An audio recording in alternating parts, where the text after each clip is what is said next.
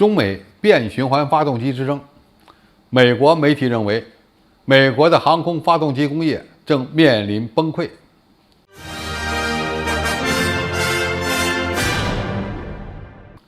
观众朋友、网友朋友，大家好，我是付先少。航空发动机被认为是一个国家制造业皇冠上的明珠，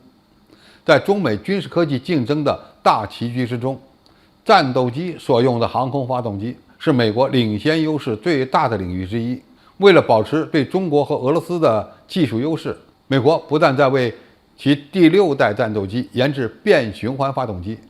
甚至还计划为 F-35更换这种全面领先的动力装置。此前有消息称， F-35换装变循环发动机之后的油耗将减少 25%， 从而使其航程增加约 30%， 续航时间则大幅度增加 40% 左右。这将极大地改善 F-35肥电战斗机的性能。然而，理想再丰满，也要面临地主家没有余粮的苦涩。据美国空军杂志报道，美军的采购官员说，美国空军的自适应发动机转化项目正在演示其成熟的关键技术，但该项目不会投产为美国空军的第6代战斗机提供重力。美国空军寿命周期管理中心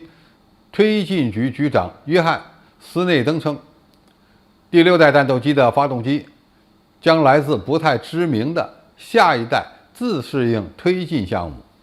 该项目仍处于初步阶段。也就是说，美国空军将会放弃已经获得一定进展的自适应变循环发动机，转而投资下一代的自适应推进项目。美国的下一代自适应推进项目进展如何呢？斯内登说，将在未来几年看到原型机的设计和测试。据报道，目前参加研制变循环发动机的2大巨头是GE公司和普惠公司，他们都参加了下一代自适应发动机项目的研制。美国空军计划在2024年底以前，从2家公司中选择1家作为主承包商。这意味着美国已经无法负担2家公司同时研制变循环发动机，而要以一个新的项目为理由，选择1家公司继续推进研究。负责该项目的推进局官员马修说了实话，在2024财年做出选择，我们的资源是有限的，因此在这一点上，基于现有的资源，我们必须做出一个艰难的决定，选择一个继续推进的技术方向。说直白点，也就是我们没钱了，只能选择1家公司继续投资。变循环发动机项目目前产出的2款发动机是GE公司的 XA100 和普惠公司的 XA101 发动机。它们的出路在哪里？斯内登说，不会成为 F-35的动力装置。F-35战斗机现在配备的 F-135发动机的生产商普惠公司认为，对 F-135增强型发动机进行改进升级是最合适的。但是这么搞就会造成又一个严重后果，变循环发动机可能就没有了未来，因为他们根本就没有可以装备的机型。斯内登说，如果美国最终只有1个供应商，而我们不推进变循环发动机的进步，那么该供应商实际上会导致美国在航空发动机基础研究领域被削弱的情况。所以我们对这种崩溃的局面倍感担忧。还有一种局势可能让情况变得更糟，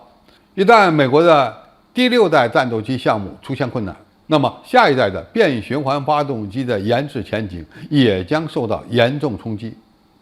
变循环发动机原本是美国大幅度领先其他国家航空工业的一个领域，现在因为投入不足而使其前景陷入迷茫。总体来看，美国的变循环发动机的研制进度可能要到2030年左右才能成熟，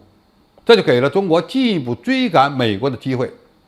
就目前的情况而言，我们仍然任重而道远，因为美国人的优势仍然非常大。但是只要它停顿了，或者是发展上遇到了困难，那么中国的航空发动机产业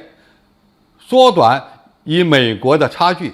甚至实现反超的机会就来了。好，今天的评述就到这里，谢谢大家收看，我们下期再见。